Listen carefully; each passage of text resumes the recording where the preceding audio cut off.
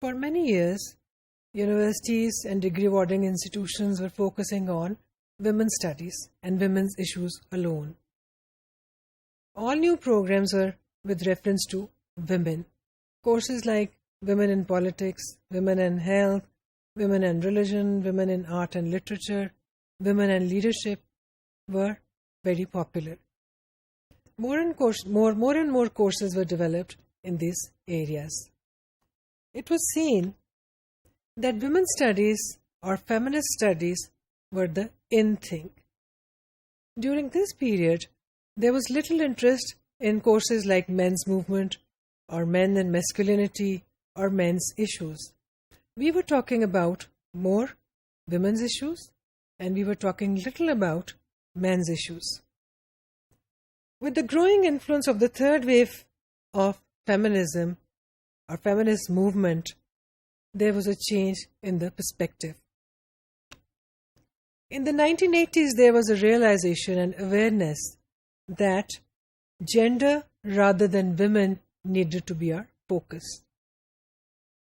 The agenda of gender equality cannot be attained unless all the gender categories were included. When we are talking about women's issues, we need to look at men's issues also. There was a growing use of terms like gender and development by international agencies such as UN. Gradually, it was seen that more and more departments of gender studies were being established. Many universities who were initially introducing programs in women's studies changed the names of their programs from women's studies to gender studies. Even today, many of the gender studies programs focus more on women's issues. And we do not have any problem about that. We know that there are more issues pertaining to women and women's status in the society that need to be looked into. But at the same time, we need to have a balanced approach and a balanced gender approach.